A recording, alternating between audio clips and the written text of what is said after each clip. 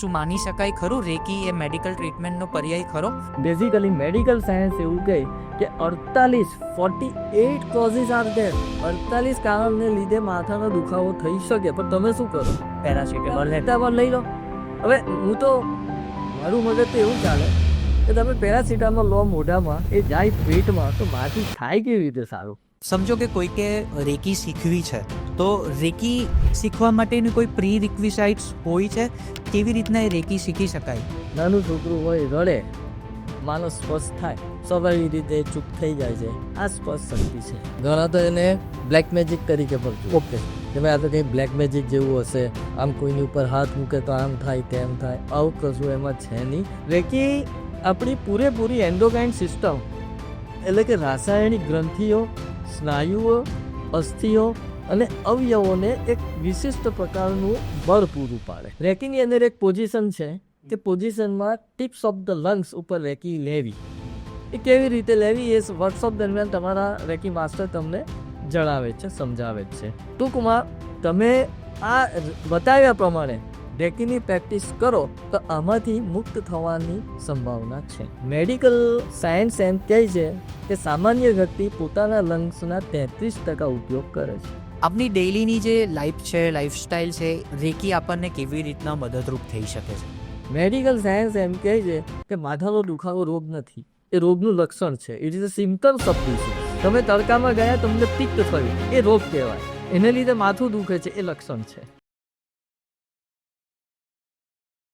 સુરતીઝના પોડકાસ્ટની અંદર આજે આપણી સાથે મારા વડીલ એવા, મારા ગુરુ એવા શ્રી કુંતલભાઈ મજમુદાર છે. તેઓ એક રેકી પ્રેક્ટિશનર છે અને એવા બહુ બધા ચમત્કારના કિસ્સાઓ, મને નથી ખબર કે આ શબ્દ સાચો છે ચમત્કાર, એમના અનુસંધાનની અંદર મેં સાર્થક છે કે નહીં મને નથી ખબર, પરંતુ મેં આવા કિસ્સાઓ ઘણા સાંભળ્યા છે. આ કિસ્સાઓનો અમુક તર્ક આજે આપણે કુંતલ સાહેબ જોડેથી મેળવીશું. સાહેબ તમારું સુરતીઝના પોડકાસ્ટની અંદર સ્વાગત છે. કેમ છો તમે? ફાઇન, મજા? એકદમ. પહેલો પોડકાસ્ટ? હા, ફર્સ્ટ પોડકાસ્ટ. અત્યાર સુધી કોઈ ઇન્ટરવ્યુ કોઈ ઇન્ટરવ્યુ તો જેને આપણે કહીએ જર્નલિસ્ટ, પછી પત્રકારો, એ લોકોની સાથે સંપર્કમાં તો આવ્યા ભૂતકાળની અંદર. કારણ કે રેકીનું અવારનવાર પેપરમાં પણ આવે, ન્યૂઝપેપરમાં આવે, એટલે એ લોકો સંપર્ક કરે અને અમે પૂરેપૂરો સંતોષકારક જવાબ આપીએ. બાકી એ સિવાય પોડકાસ્ટ યુટ્યુબ પર એ બધા પર હજી સુધી કોઈ એ નથી. આપણે કેટલા વર્ષથી આ પ્રેક્ટિસમાં છે રેકીની? એમ માનો કે લગભગ 1995-96 હોય તો મને એક્ઝેક્ટ યાદ નથી, પણ 95-96 તો ખરા.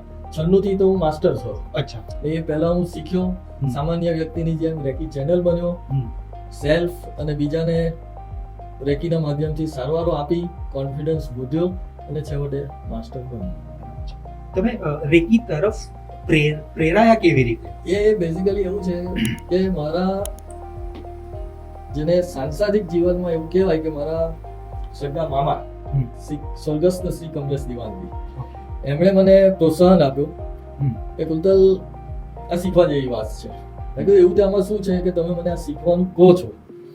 તો વાત એવી નીકળી કે કુંતલ તારો જે દીકરો છે એને તમે જે રીતે ઉઠાવો છો, એક સરખી બૂમાબૂમ કરો છો કે ભાઈ ચાલ ઉઠ, કોલેજ સ્કૂલ જવાનું, આ કરવાનું, તે કરવાનું, તો રેકીના માધ્યમથી આ બધું બહુ સરળ થઈ શકે એમ છે. મેઇન વસ્તુ આ હતી. અને શીખવા પાછળનો આશય બી હતો કે રોજ બૂમાબૂમ કરીએ એના કરતાં જો સરળતાથી કામ થતું હોય તો આપણે શીખીએ. અને ખરેખર એમાં અમને બહુ સફળતા મળી. અચ્છા. સફળતા એટલે recce is A word Japanese છે. એ સ્પર્શ અને સંકલ્પ શક્તિ બે ઉપર કામ કરે છે. એટલે અમે સ્પર્શનો તો અનુભવ કર્યો, પણ સાથે સંકલ્પ કર્યો અને સંકલ્પના માધ્યમથી અમે એને ઉઠાવતા છોકરાઓને. એટલે ધીરે ધીરે જોયું કે આમાં તો આપણને સફળતા મળે છે. એટલે સ્વાભાવિક છે કે એમાં આપણું પ્રોત્સાહન એક્ટિવિટી પ્રત્યે આપણને એમ થાય કે ના આ કંઈક છે, કંઈક હજી આગળ વધવા જેવું છે. એમ ધીરે ધીરે કરતા આપણે આગળ વધ્યા. રેકીથી કોઈકને ઉઠાડવા માટે પણ ઉપયોગ કરી શકાય. હાજી. એટલે ઉપયોગ એટલે કે નાના સાચો વર્ત છે એ મને નથી ખબર. સાચો એટલે કઈ રીતે કે રેકીમાં પહેલી વસ્તુ તો એ છે કે આપનારની શુદ્ધ ભાવના હોવી જોઈએ. આ બહુ અગત્યની વસ્તુ છે. જો આપનારની શુદ્ધ ભાવના હોય ને તો કોઈ પણ કામ થાય. હવે નાના છોકરાઓ ઉપર બહુ જલ્દી અસર કરે. કેમ કે નિર્દોષ છે. નિર્દોષ માને કોઈ બી વસ્તુ સ્વીકારવાને તૈયાર છે બરાબર. અને અહીં આ વસ્તુ સ્વીકારી છે. કે આપણો એક એને તમે ટેલિપેથીના માધ્યમથી તમે તમારા વિચારો એવા પોઝિટિવ નાખીને કહો કે ભાઈ આ બાળકને સ્કૂલે જવાનું છે અને આમ કરવાનું છે, તાત્કાલિક ઉઠી જાય તે એના હિતમાં છે. આ એક સારો સંકલ્પ થયો, એફર્મેશન થયું, તો એ છોકરું એ રીતે કામ કરે. તો રેકી એ વિજ્ઞાન છે, રેકી એ ચમત્કાર છે કે રેકી એક અફર્મેશન છે? આમ તો ત્રણે ત્રણ વસ્તુ કહી શકાય અને ના પણ કહી શકાય. અચ્છા.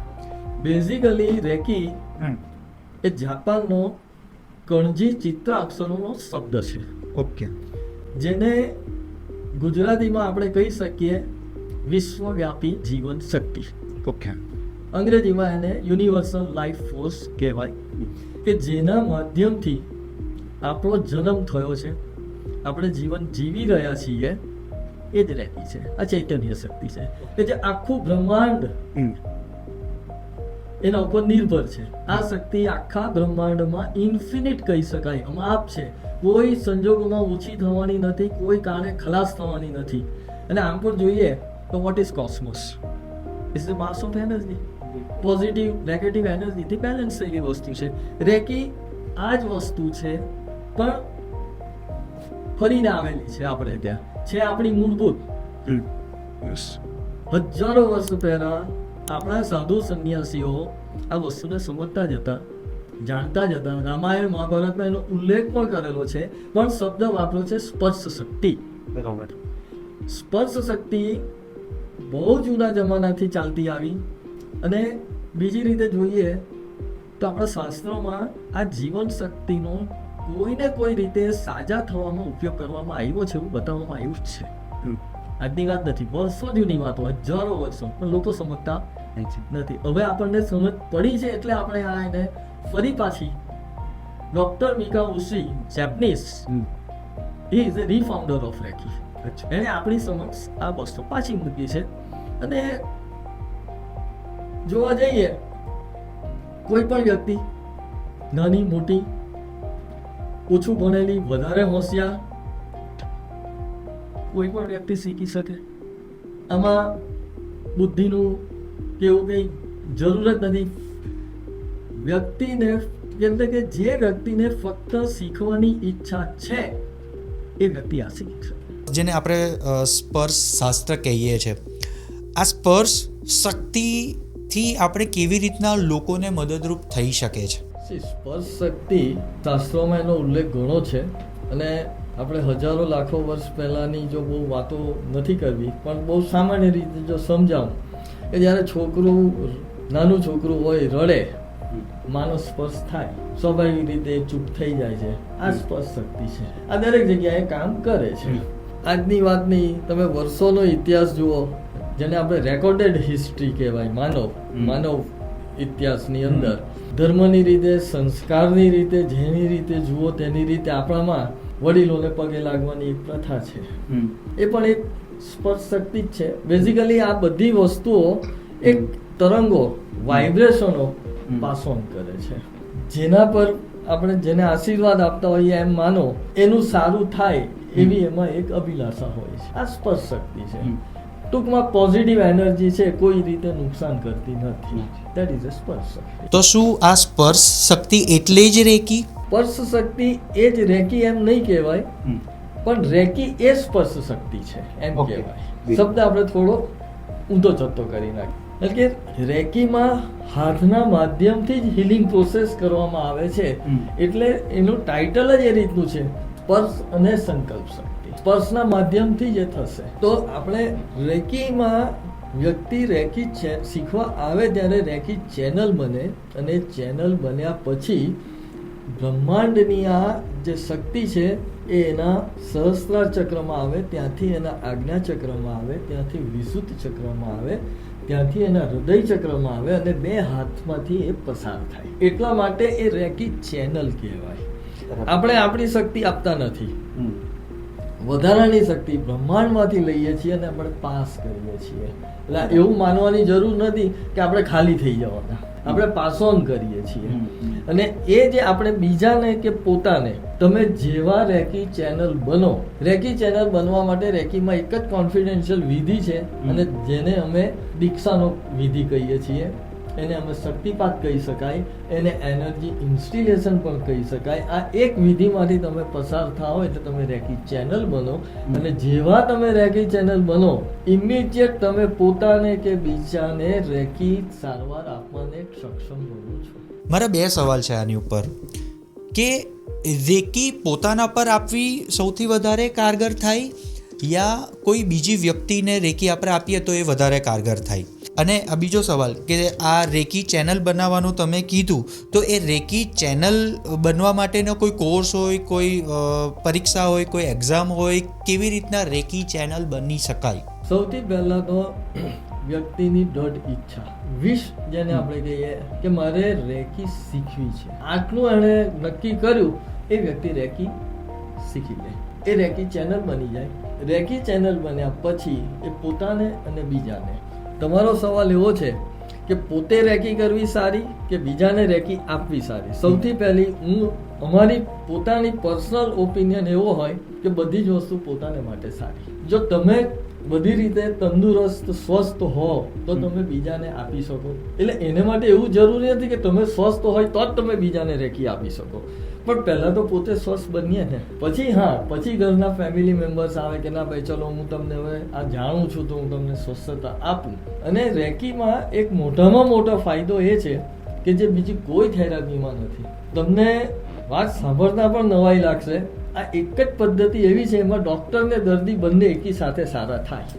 કેવી રીતે હવે? બરાબર છે, સવાલ એ આવે, તમે પોતે રેકી લો છો, બરાબર છે, એટલે તમને તો એક મળવાની જ છે, એટલે સાથે જ્યારે તમે બીજાને આપો છો, બરાબર, ત્યારે તમારામાં તો રેકી આવે છે ને તમે એને પાસ કરો છો, એટલે તમને મળે છે અને પેલી વ્યક્તિને પણ મળે. હવે મનમાં એવો સવાલ આવે કે આને લીધે કદાચ 50-50% ડિવિઝન થઈ જતું હોય, તમને 50% મળે, અને ના, એવું નથી. તમે 3 પિનની અંદર 3 જુદા જુદા ઇન્સ્ટ્રુમેન્ટ ચલાવી શકો છો કે નથી ચલાવી શકો? કશે શક્તિ વહેંચાઈ છે? બધી જગ્યાએ સરખી સેમ આ જ પ્રોસેસ છે આમાં. રેકીને કયા પ્રકારના રોગ, તકલીફો કે સમસ્યાના નિવારણ માટે આપણે ઉપયોગમાં લઈ શકીએ છીએ? સૌથી પહેલા આને માટે તો આપણે એ સમજવું પડે કે રોગના પ્રકાર પણ 2 છે. સૌથી પહેલો પ્રકાર છે એક્યુટ ડિસીઝ, જેને કહેવામાં આવે, જે તાત્કાલિક થાય. વાયરલ, શરદી, ઉધરસ, ખાંસી, માઇગ્રેન, તાપમાં જઈને આવ્યા, પડ્યા, આખડ્યા, આ બધું તમને ગમે ત્યારે થઈ શકે એમ છે. આ બધા એક્યુટ ડિસીઝ કહેવાય. એક્યુટ ડિસીઝમાં રેકી ઇમિડિયેટ તમને ઇફેક્ટ, તમને સારવારની દેખાય, પણ તે છતાં અમે એવું સૂચન કરીએ કે ભાઈ તે સારા થઈ ગયા હો તો પણ તમે 2-3 દિવસ વધારે એ સેશન કરો રેકીનું, એ જે તે જગ્યા ઉપર કે જેથી તમને જલ્દી ધારો કે તમે રસ્તે ચાલતા પડી ગયા, તમને ઘૂંટણમાં વાગ્યું, ઘૂંટણમાં દુખાવો છે, તો તમે ઇમિડિયેટ તે જગ્યા પર હાથ મૂકો, બની શકે એકી વખતે સારું થઈ જાય, પણ તે છતાં બીજા 2-3 દિવસ રાખો કે કદાચ કંઈક કચાશ હોય તો તે દૂર થઈ જાય. આ એક્યુટ ડિસીઝની વાત થઈ. બીજા છે ક્રોનિક ડિસીઝ, કે જે 8-10 વર્ષથી છે, ડાયાબિટીસ, બીપી, આ તે બધું ઘણા બધા એવા, તો આમ તો જોવા જઈએ તો 35,000 બીમારીઓના નામ આપવામાં આવ્યા છે એઝ પર મેડિકલ સાયન્સ, જેને કહેવાય. આ બધાને માટે તમારે સમય આપવો પડે. It is not a touch of Midas કે તમે હાથ લગાવો અને સારા થઈ જાઓ. એ દરેક બાબતમાં શક્ય બની પણ શકે, ના પણ બની શકે. આવા બધા કેસમાં તમારે સતત રેકીનું સેશન એટલે કે રેકીની પ્રેક્ટિસ તમારે સતત કરવી જ પડે. વધારે વર્ષોથી હોય તો 2 વખત પ્રેક્ટિસ કરવી પડે, તો ધીરે ધીરે તમારથી તમને રાહત મળે અને પછી તમને મુક્તિ મળે. It will take sum reasonable time. તમને 10-15 વર્ષથી રોગ હોય એટલે તમે 10 દિવસમાં સારા થઈ જાવ, કેવી રીતે તમે આશા રાખો? તમને બની શકે 10-15 મહિના તો તમે રાહ જુઓ, પણ આપણામાં આજે ઇન્સ્ટન્ટ જમાનો છે, ધીરજ નથી આપણામાં, જે હોય તે તાત્કાલિક બધું. રેકીને આઈડિયલ ટાઈમ શું હોય વર્ક કરવા માટે, કે ભાઈ આટલી રેકી કરી આટલા સમયની અંદરમાં રેકીનું રિઝલ્ટ આપણને મળી જ જાય, એવું કંઈ હોય છે ખરું? તે એકચ્યુઅલી આપણે એવું કહેવાય છે કેયુરભાઈ કે હું રેકી આપું છું, પણ હું રેકી આપતો નથી. સામી વ્યક્તિને એટલે કે પેશન્ટ જે સારવાર લેવા આવ્યો છે એને કેટલી જરૂર છે એટલી રેકી એ મારામાંથી ખેંચશે. એટલે એના સારા થવાની સમય મર્યાદા એણે નક્કી કરવાની છે, મારે નથી નક્કી કરવાની. આજે આપણે આપણા આ કન્વર્ઝેશનની અંદરમાં બે શબ્દોનો સૌથી વધારે ઉપયોગ કર્યો. એક છે રેકી ચેનલ અને બીજું છે રેકી માસ્ટર. આ રેકી ચેનલ અને રેકી માસ્ટરમાં શું તફાવત હોય છે? રેકી માસ્ટર એ વર્કશોપ સેમિનારનું આયોજન કરે અને જે ઈચ્છા ધરાવનાર વ્યક્તિ હોય તેને દીક્ષાના વિધિના માધ્યમથી રેકી ચેનલ બનાવે. રેકી ચેનલ બન્યા પછી એમાં ડિગ્રીઓ છે. એમાં પહેલી ડિગ્રી છે, એના પછી બીજી ડિગ્રી આવે છે, એના પછી ત્રીજી ડિગ્રી આવે છે. ત્રીજી ડિગ્રીના 2 પાર્ટ છે, 3A 3B અને પછી માસ્ટર છે અને પછી ગ્રાન્ડ માસ્ટર છે. સામાન્ય વ્યક્તિ 2 ડિગ્રી પૂરું થયું, એનાથી વધારે આગળ વધવાની જરૂર નથી. પણ જે લોકોને અમારી જેમ રેકી માસ્ટર બનવું હોય અથવા સ્પિરિચ્યુઅલ ડેવલપમેન્ટ સારું કરવું હોય, આધ્યાત્મિક વિકાસ કરવો હોય તો એના માટે ત્રીજી ડિગ્રી જરૂરી છે. બસ પછી એનાથી આગળ એ લોકો આવતા નથી કે ના બસ આપણું કામ થઈ ગયું. કારણ કે અમે જોયું છે કે રેકીના માધ્યમથી જે લોકો મેડિટેશન ને આ બધું કરે છે, યોગ સાધના મેડિટેશન કોઈ પણ પ્રકારની, એ લોકોને એમાં ઘણી એટલે ઘણો સપોર્ટ મળે છે અને જેને લીધે એ લોકોનું આધ્યાત્મિક જીવન કે આધ્યાત્મિક યાત્રા જેને આપણે કહીએ સારી બની રહી છે એવું જોવામાં આવ્યું છે. એટલે કે રેકી ચેનલ એ ફક્ત પોતાનું અને ઘરની વ્યક્તિઓનું કે બીજા કોઈને સારવાર આપી શકે, એ શીખવાડી નહીં શકે. સેકન્ડ ડિગ્રીમાં આવે. સેકન્ડ ડિગ્રી એવી ડિગ્રી છે કે એમાં સ્પર્શ અને સંકલ્પ શક્તિ છે. પહેલી ડિગ્રી ફક્ત સ્પર્શ શક્તિ એટલે કે મર્યાદિત છે કે એ વ્યક્તિ તમારી સમક્ષ હાજર હોવો જોઈએ. સેકન્ડ ડિગ્રી એમાં સ્પર્શ અને સંકલ્પ એટલે કે પરોક્ષ રીતે પણ તમે આપી શકો કે એ વ્યક્તિ ગેરહાજર હોય તો એબ્સન્ટી હિલિંગ કરી શકાય. એ એબ્સન્ટી હિલિંગ એના માટે પરફેક્ટ વર્ડ છે, એ બીજી ડિગ્રીમાં આવે છે. અને સામાન્ય વ્યક્તિનું જ્ઞાન અહીંયા પૂરું થઈ જાય. આ બેઝિક છે. આપણે થોડા સમય પહેલાં ઇન્ટરનેટ પર ન્યૂઝ ચેનલની ઉપર બહુ બધું એવું સાંભળ્યું કે ટ્રમ્પ તરફથી ટેરિફ બધા લગાવવામાં આવ્યા. જીઓ પોલિટિક્સની અંદરમાં આપણે એવું સાંભળ્યું જ છે.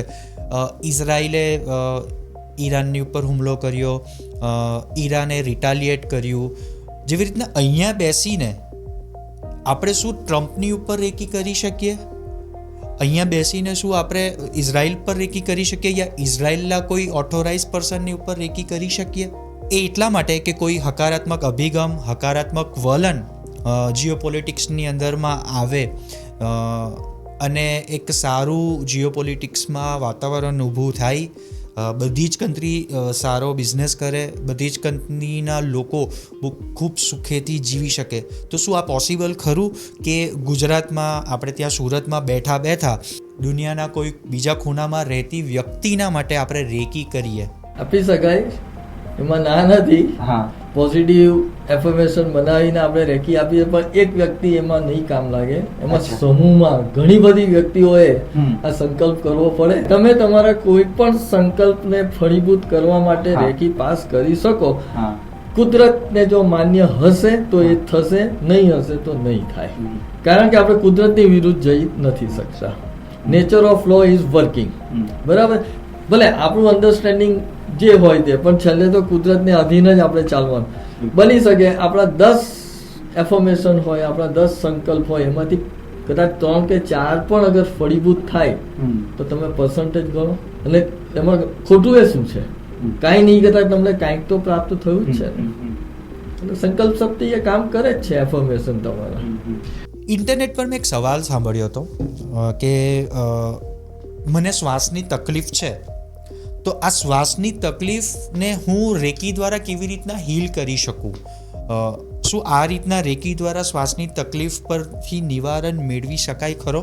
જો આમાં એવું છે, રેકીમાં સર્વસામાન્ય રીતે 24 પોઝિશન નક્કી કરવામાં આવી છે. એ 24 પોઝિશનની અંદર વ્યક્તિની અંદર રહેલા 7 એનર્જી સેન્ટર્સ, જેને યોગની ભાષામાં ચક્ર કહેવામાં આવે છે, એ પણ કવર કરવામાં આવ્યા છે. રેકી આપણી પૂરેપૂરી એન્ડોક્રાઇન સિસ્ટમ એટલે કે રાસાયણિક ગ્રંથિઓ, સ્નાયુઓ, અસ્થિઓ અને અવયવોને એક વિશિષ્ટ પ્રકારનું બળ પૂરું પાડે.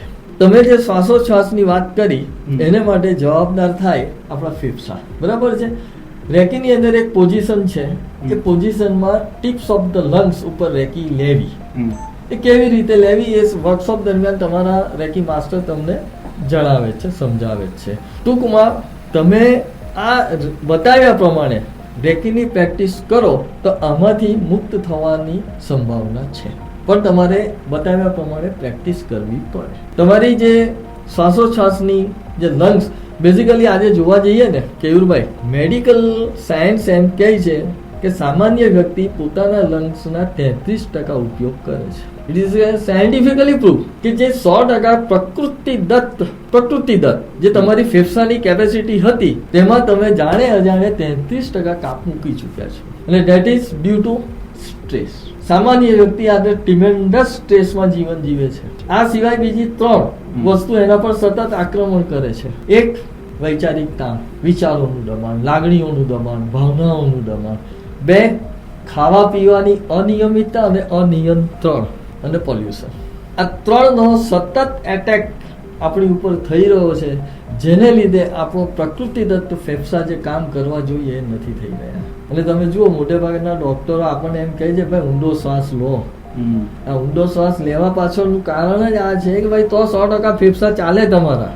એ તમને 100% ફેફસા ચાલે તો જે તમારા શરીરનું સંચાલન અને ભરણ પોષણ કરતી શક્તિ, પ્રાણ શક્તિ જે તમે લઈ રહ્યા છો, એમાં તમને 5 તત્વો મળી રહ્યા છે: પૃથ્વી, જલ, અગ્નિ, વાયુ અને આકાશ, જે આપણા પંચમહાભૂતનું શરીર બનેલું છે, બરાબર છે.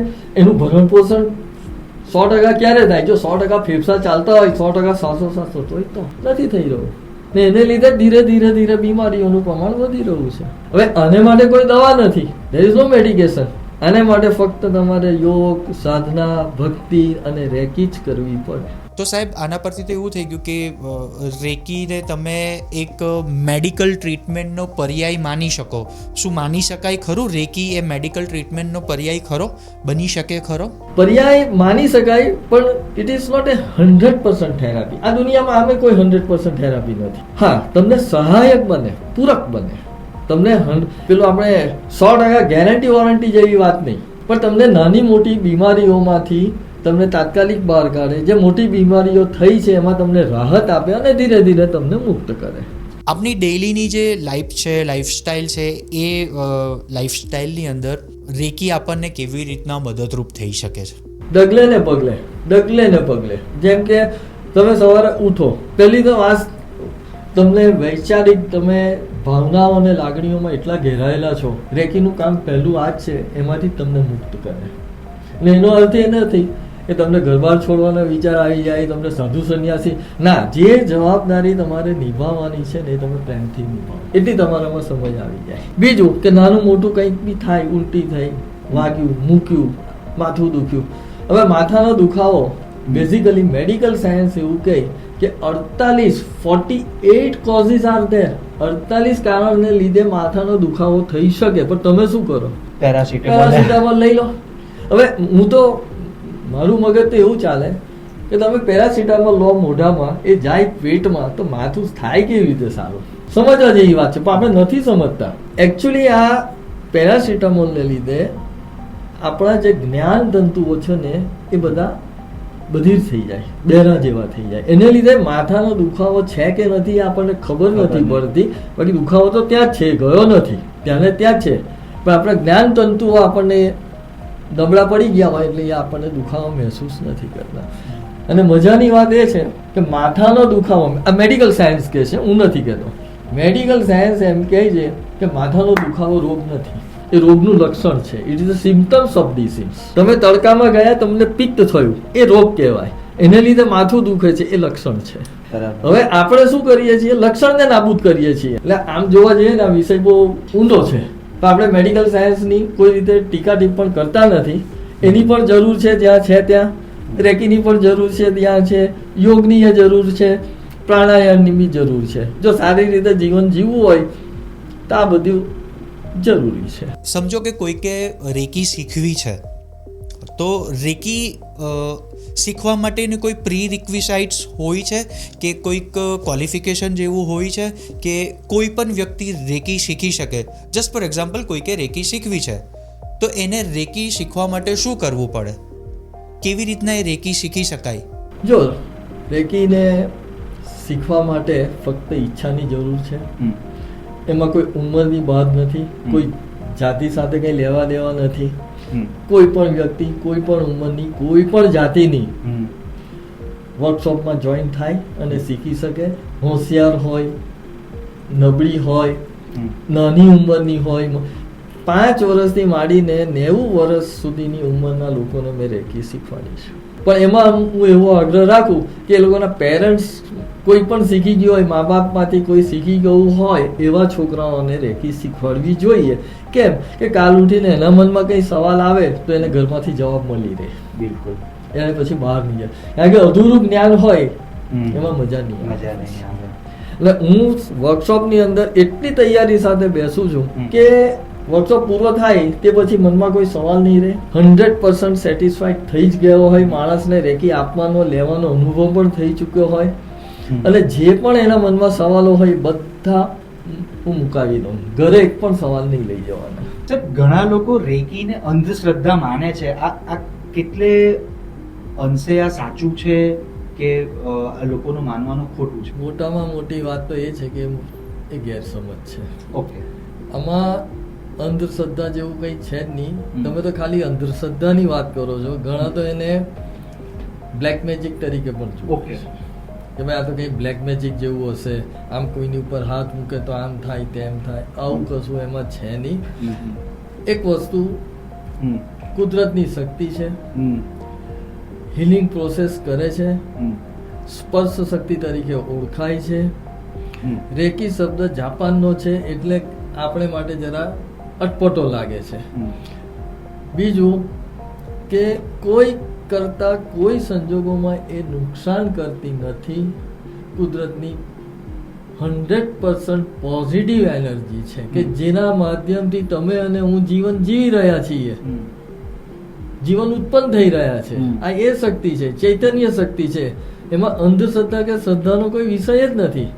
હા, એ ગેરસમજને લીધે, ગેરસમજ એટલે એવી છે કે ભાઈ આજના જમાનામાં સ્વાભાવિક છે કોઈ પણ વ્યક્તિ એવું સમજી શકે ભાઈ આજના જમાનામાં આપણે કોઈને હાથ લગાવીએ અને એ સારો થઈ જાય, એ માન્યમાં આવતું નથી. આ ગેરસમજ છે, એમાં અંધશ્રદ્ધાનો વિષય નથી આવતો. આજના રોજિંદા જીવનની અંદરમાં લોકોને ઘણી બધી ફેમિલી લાઈફ હોય છે, પ્રોફેશનલ લાઈફ હોય છે, તો એ બધી જે સમય હોય છે એમાંથી કેવી રીતના વ્યક્તિ રેકી માટે સમય ફાળવી શકે? રેકીનો મુખ્ય સૌથી બધાને માટેનો પ્રોબ્લેમ એક છે કે સમય. અને રેકીમાં સમય આપવો પડે. બરાબર. ઓછામાં ઓછું આજે લગભગ હું 1996માં રેકી શીખ્યો છું અને ત્યારથી અત્યાર સુધી ગમે તે થઈ જાય હું સેલ્ફ મારા ઉપર ઓછામાં ઓછી 40 થી 45 મિનિટનો રેકીનો પ્રોસેસ સારવારનો હું કરું છું. એવું નથી કે જેને લીધે મને કોઈ દિવસ માંદગી જ નહીં આવી હોય. સ્વાભાવિક છે, હ્યુમન બિઈંગ છું, વાયરલ ઇન્ફેક્શનો આ તે આ બધું આવે મૂકે, પણ એમાંથી આપણે જલ્દી બહાર નીકળી જઈએ. કે જે બીજી વ્યક્તિને શરદી ઉધરસ થયા હોય 10 દિવસ થાય, તમે ડોક્ટર પાસે જાઓ તો એમ જ કંઈક અઠવાડિયું થશે. બરાબર છે. હવે એની જગ્યાએ જો રેકી શીખ્યા તો તમે 2-3 દિવસમાં બહાર નીકળી આવો. જીવનમાં સવારથી સાંજ સુધી તમે ઉઠો તો નક્કી નથી કે ક્યારે શું થવાનું. તમને ગમે ત્યારે શરદી ઉધરસ થઈ જાય, દાજી જાઓ, પડી જાઓ, કંઈક વાગે મૂકે, આ બધાને માટે રેકી ઉપયોગી છે. બીજું કે વેપારી લોકો, ધંધાવાળા લોકો, આ લોકોને માટે બી રેકી ઉપયોગી છે. એ સેકન્ડ ડિગ્રીમાં આવે છે સંકલ્પ શક્તિ ઉપર કે ભાઈ ધંધો કેવી રીતે વધારવો. હવે ખાલી ધંધો વધારવાનો રેકી ના અપાય. એના આખો કન્સેપ્ટ છે જે અમે વર્કશોપની અંદર ધંધાદારી વ્યક્તિઓને સમજાવીએ પણ છે. જે વગર ધંધાવાળા હોય છે એને પણ સમજાવીએ છીએ. એક સિમ્પલ દાખલો આપું કે જે માણસ ધંધો કરતો હોય એને શરૂઆત ક્યાંથી કરવાની હોય કે ભાઈ કાચો માલ સારો અને સસ્તો મળે, એમાંથી જે કાંઈ રો મટીરિયલમાંથી પાકો જે બનાવતો હોય તે વ્યવસ્થિત બને, એ વ્યવસ્થિત બને પછી વ્યવસ્થિત એટલે કે યોગ્ય સમયે વેચાય. યોગ્ય સમયે વેચાય. હવે તમે ઉધાર વેચતા હોય કે રોકડે વેચતા હોય આપણને ખબર નથી, પણ ધારો કે તમે ઉધાર વેચતા હોય તો ઉધારી યોગ્ય સમયમાં સમયસર પાછી આવે. એની સાથે સાથે જે લોકો કામ કરે છે એ કામ કરવા વાળા બી કુશળતાપૂર્વક નિપુણતાપૂર્વક કામ કરે કે જેથી તમને સારામાં સારો પ્રોડક્ટ મળે. આ બધા કન્સેપ્ટ તમે મૂકો તો તમે તમારે પેલી રેકીના માધ્યમથી સફળતા મેળવી શકો. ને આ અમે વ્યવસ્થિત શીખવાડીએ છીએ. ઇવન સ્ટુડન્ટ્સને પણ શીખવાડીએ છીએ કે ભાઈ સારામાં સારા માર્ક્સ લાવવા હોય, બરાબર. તો એને માટે તૈયારી કેવી રીતે કરવાની, ફક્ત વાંચવાનું એવું નથી. આજે બધા જ પેરેન્ટ્સને એવું છે કે મારો છોકરો ઉપર આવે, મારો જ છોકરો પહેલો આવે. હવે બધા જ એમાં જો 2-4 જણ રેકી શીખ્યા હોય તો પછી જે કુદરતે માન્ય હશે તે થશે. આપણે ફક્ત રેકીના માધ્યમથી નિમિત્ત બનીએ છીએ. સાહેબ, તમે વાત કરી સેકન્ડ ડિગ્રી અને થોડી વાર પહેલા આપણે વાત કરી ફર્સ્ટ ડિગ્રી. મને રેકીની આ જે પ્રોસેસ છે, શીખવાની જે પ્રોસેસ છે એ વિશે મને તેમજ અમારા દર્શક મિત્રોને થોડુંક તમે વાકેફ કરાવો, જેથી જે પણ કોઈ રેકીના હકારાત્મક અભિગમ વિશે આગળ જાણવા માંગે છે કાં તો શીખવા માંગે છે તો એ વધુ ડિટેલમાં જાણી શકે. જો મેં એક આગાડી પણ કહ્યું આપને કે રેકીમાં સિસ્ટમેટિક રેકી જેને કહેવાય કે જે ડોક્ટર મિકા ઉસુઈની ટ્રેડિશનમાં જે ચાલે છે એનો કન્સેપ્ટ બહુ ક્લિયર છે. સૌપ્રથમ પહેલી ડિગ્રી, એના પછી બીજી ડિગ્રી. પહેલી ડિગ્રીમાં સ્પર્શ શક્તિ છે અને તે એમાં એ વ્યક્તિ હાજર હોવી જોઈએ. તમે પોતાને કરી શકો, તમે બીજાને કરી શકો. બીજી ડિગ્રીમાં સ્પર્શ અને સંકલ્પ શક્તિ છે. સંકલ્પ શક્તિ એટલે કે પરોક્ષ રીતે એબ્સન્ટી હિલિંગ તમે કરી શકો. એના પછી ત્રીજી ડિગ્રી, એમાં હાયર એ છે. એમ આ એક ખાલી સમજવા માટે કહું છું, બાકી એમાં પર્સન્ટેજ જેવું કંઈ હોતું નથી. પણ એમ માની લો કે પહેલી ડિગ્રી એ એસએસસી જેવી છે, બીજી ડિગ્રી એ ગ્રેજ્યુએશન જેવી છે, ત્રીજી ડિગ્રી એ માસ્ટર્સ એટલે કે પીએચડી જેવી છે, બરાબર છે. એટલે તમે પહેલી ડિગ્રીના રેકી ચેનલ બનો એ પહેલી ડિગ્રીના 100% જ રેકી ચેનલ છો. પણ એમાં એના પછી તમે બીજી ડિગ્રીમાં આવો તો બીજી ડિગ્રીના 100% રેકી ચેનલ છો. પણ એવું સમજવા માટે કહું કે પહેલી ડિગ્રીમાં કદાચ એમ સમજો કે તમે 20% એનર્જાઇઝ થયા છો, તો બીજી ડિગ્રીમાં એમાં 3 થી 4 ગણો 5 ગણો વધારો થાય. એટલે કે 20% હો તો તમે 100% થાવ. ત્રીજી ડિગ્રીમાં એમાં બીજા 2.5% 3% એટલે કે 250 થી 300% થાવ. પણ એમાં ટકાવારી જેવું નથી, ખાલી સમજવા માટે કહું છું. બાકી દરેક ડિગ્રીના તમે 100% જ રેકી ચેનલ છો. બરાબર છે. અને સર્વસામાન્ય રીતે ડોક્ટર મિકા ઉસીથી જ્યારે એમણે રેકીની આપણી સમક્ષ મૂકી ત્યારથી એક 24 પોઝિશન નક્કી કરેલી છે, જેનો ઉલ્લેખ મેં આગળ પણ કર્યો. એ 24 પોઝિશન ઉપર રેકી લો તો શરીરના દરેક અગત્યના ગ્લેન્ડ્સ, ચક્ર, અવયવો આ બધું કવર થઈ જાય છે. એની ઉપર દરેક એટલે કે વ્યક્તિએ રોજે રોજ પ્રેક્ટિસ કરવી જોઈએ એટલે તો સારામાં સારા રિઝલ્ટ મળે. ખાલી ક્યુરોસિટી ખાતર તમે આવો 2-4 દિવસ પ્રેક્ટિસ કરો અને તમે રિઝલ્ટ માંગો તો એ રેકીમાં શક્ય નથી. It is a time કન્ઝ્યુમેબલ job. મહેનત કરવાની. પહેલી રેકી અને બીજી રેકીમાં કેટલો સમય, એટલે ફર્સ્ટ ડિગ્રી અને સેકન્ડ ડિગ્રીમાં જે શીખવાનું છે એમાં કેટલો સમય હોવો જોઈએ? અમે હાલના સંજોગોમાં આજે એવું છે કે ઇન્સ્ટન્ટનો જમાનો છે, લોકો પાસે સમય નથી, એટલે અમે શનિ રવિ મોટે ભાગે વર્કશોપ એરેન્જ કરીએ, ઓર્ગેનાઇઝ કરીએ અને પહેલે દિવસે પહેલી ડિગ્રી, બીજે દિવસે બીજી ડિગ્રી, એ રીતે અમે આગળ ચાલીએ છીએ. આઈડિયલ પ્રેક્ટિસ શું હોવી જોઈએ? આઈડિયલ પ્રેક્ટિસ એવી છે, અમે જ્યારે 1996માં જ્યારે શરૂઆત કરેલી ત્યારે પહેલી ડિગ્રી પછી બીજી ડિગ્રીના વચ્ચે મિનિમમ 21 દિવસનો ગેપ રાખવામાં આવતો કે જેથી એ વ્યક્તિ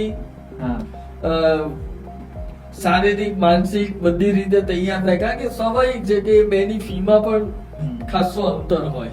એટલે એમ કે ના ભાઈ, જે પહેલી ડિગ્રીમાં કર્યા પછી ખસી ગયા હોય કે હવે આમાં આપણને ઇન્ટરેસ્ટ નથી, એ સેકન્ડમાં આવે જ નહીં. પણ એનું પ્રમાણ અમે ધીરે, એવું પણ નથી કે નહીં આવે, પણ પ્રેક્ટિસ નહીં થઈ હોય, લોકોની ચઢામણી થઈ હોય કે આવું કઈ હોય નહીં, આમ છે તેમ છે, ને છોડી દે. એ વળી પાછું રેકીની વાવા થાય એટલે પાછા શરૂ થાય. એટલે અમે એ પણ જોયું કે એટલે ગ્લાન્સ કદાચ ના આવે, મહિને 2 મહિને 3 મહિને 4 મહિને 5 મહિને 6 મહિને આવે, વર્ષે આવે, એવા પણ અમે માણસો જોયા. એટલે ધીરે ધીરે ધીરે ધીરે અમે જોયું કે આના કરતા હવે આપણે પણ 2 દિવસમાં 2 ડિગ્રીનો આગ્રહ રાખીએ કે જેથી બંને પક્ષે સમયનો બચાવ થાય. રેકીનું સંપૂર્ણ જ્ઞાન આપવું એ મુખ્ય હેતુ છે. નહીં તો શું થાય, ફર્સ્ટ ડિગ્રી અધૂરું જ્ઞાન છે, ફક્ત સ્પર્શ શક્તિનું છે. જ્યારે રેકીનો આખો એ જે છે સ્પર્શ અને સંકલ્પ ફક્ત સેકન્ડમાં આવે છે. એટલે ઘણા લોકો એનો લાભ નથી લઈ શકતા. એટલે પછી અમે લોકોએ યુનિવર્સલ રીતે બી અને ભારતમાં પણ અમે લોકો એ રીતે જ નક્કી કર્યું કે ના, હવે એમને 2 દિવસમાં 2 ડિગ્રી આપી દઈએ. એટલે એ અમે હવે હમણાં લગભગ અમે છેલ્લા 1-2 વર્ષથી જ શરૂઆત કરી છે. હવે તો ઇવન અમે એટલા ફાસ્ટ થઈ ગયા જમાના પ્રમાણે કે ડોક્ટર મિકાઉસીએ 24 પોઝિશન આપેલી, અમે હવે 14 જ આપીએ છીએ. બરાબર. એ 24 ને અમે 14 માં કન્વર્ટ કરી નાખી. બધી જ પોઝિશન એની એ જ છે, પણ કન્વર્સેશન થઈ ગયું હવે કે સમય ઓછો. અમારો આગ્રહ એવો છે કે એક પોઝિશન પર 3 મિનિટ રેકી લેવી. એક પોઝિશન પર આમ તો ખરી સમજૂતી અને સમજણ સમજવા માટે તો 8 થી 10 મિનિટ તમે એક પોઝિશન પર રેકી લો તો કાંઈક તમને ખબર પડે કે ભાઈ અહીંયા કંઈક થઈ રહ્યું છે. પણ હવે સમયના આધારે ધીરે ધીરે 3 મિનિટનો પહેલેથી અમે આગ્રહ રાખ્યો છે. પહેલા 24 72 મિનિટ થતી હતી, હવે 14 ઇન ધ સ્ટેન્ડર્ડ 3 42 મિનિટ્સ થાય છે. 42 મિનિટ્સમાં આખી બોડી કવર થઈ જાય. અને એટલો 42 મિનિટ્સ તો માણસે પોતાને માટે આખા 24 કલાકમાં એક વખત આપવાનો. એટલે તેવી અમે એવો આગ્રહ નથી રાખતા કે ચલો ભાઈ એમાંય તમને થોડું એ કરી આપીએ. સવારે 21 મિનિટ કરો, સાંજે કરો. હવે આનાથી વિશેષ કઈ રહેતું નથી.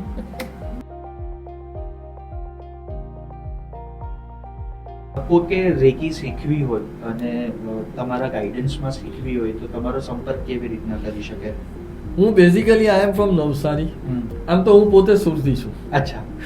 હું મારું બચપન હા ગોપીપુરા, ઓરિજિનલ ગોપીપુરા, એટલે કે દરોફળિયો દિવાનજી નો ખાંચો આમલીરાન, ત્યાં હું મોટો થયો છું, ઉછરો છું. બરાબર છે. હું રહું છું અત્યારે નવસારી. હું મારો નંબર આપી શકું, જેને કોન્ટેક્ટ જે રીતે કરવો હોય, જાણકારી માટે કરવો હોય, સેમિનાર વર્કશોપ માટે કરવો હોય. કારણ કે આમ તો હવે ધીરે ઓલ ઓવર ઇન્ડિયામાં રેકીના ક્લાસીસ કર્યા જ છે. મુંબઈથી માંડીને કન્યાકુમારી, પૂના, બધી જ જગ્યાએ કર્યા છે. એટલે એવી રીતે અહીંયા પણ જો પાર્ટિસિપન્ટ મળતા હોય તો આપણે સુરતમાં પણ ઓર્ગેનાઇઝ કરી શકીએ. એમાં કંઈ બહુ મોટી વાત નથી. તમે સુરતીઝના પોડકાસ્ટની અંદરમાં આવ્યા, રેકીને લઈને ઘણા બધા એવા સવાલો જે મારા મનમાં હતા, જે જનરલી ઇન્ટરનેટ પર જોવા મળ્યા, જે લોકોની દુવિધા હતી, એ બધા પ્રશ્નોનો તમે જવાબ આપ્યો. અને બહુ બધી એવી મિથ્સ, બહુ બધી એવા વહેમો જે હતા એમને તમે દૂર કર્યા. એ બદલ સુરતી તરફથી, અમારી સુરતની જનતા તરફથી, અને જે પણ આ વિડીયો જોશે, મને નથી લાગતું કે આ વિડીયો ખાલી સુરતના લોકો માટે કે ગુજરાતના લોકો પૂરતો જ સીમિત છે. જે પણ આ વિડીયો જોશે, આ પોડકાસ્ટ નિહાળશે, એ બધા જ ઓડિયન્સ તરફથી હું તમને આભાર વ્યક્ત કરું છું. Thank you very much. આવનારા સમયની અંદરમાં પણ તમે આવી જ રીતના રેકીને લગતું, સ્પર્શ શક્તિને લગતું, તમે જે બીજું કલ્પના શક્તિને લગતું જે પણ તમે કીધું, એવા ઘણા બધા વિડીયો સાથે કરીએ, એ અપેક્ષાની સાથે આજે આ વિડીયોની પૂર્ણાહુતિ કરીએ છીએ. Thank you very much. હું આપનો સુરતીનો પણ અને સુરતની બધી ઓલ ઓવર જેને કહેવાય ગ્લોબલ લેવલ પર બધાનો હું આભાર માનું છું. અને મારો સંપર્ક હું આપી જ રહ્યો છું. આ વિષય ઉપર તમે ફોન કરીને જે પણ કંઈ તમારે વધારાની જાણકારી મેળવવી હોય તેને માટે તમે ગમે ત્યારે મારો કોન્ટેક્ટ કરી શકો છો. દર્શક મિત્રો, તમને એમનો નંબર ડિસ્ક્રિપ્શનમાં પણ મળી જશે અને અહીંયા સ્ક્રીન પર પણ મળી જશે. સો ડુ કોન્ટેક્ટ હિમ. ખૂબ જ માહિતગાર વ્યક્તિ છે. મારો એમની સાથેનો પરિચય ખૂબ જ જૂનો છે અને એ જ પરિચયને કારણે આજે લોકભોગ માટે કુંતલ સાહેબ આપણી સમક્ષ રજૂ થયા. Thank you very much. Suratis સાથે જોડાયેલા રહેજો. આવા બીજા ઘણા પોડકાસ્ટ આવનારા સમયમાં આવી રહ્યા છે. Thank you.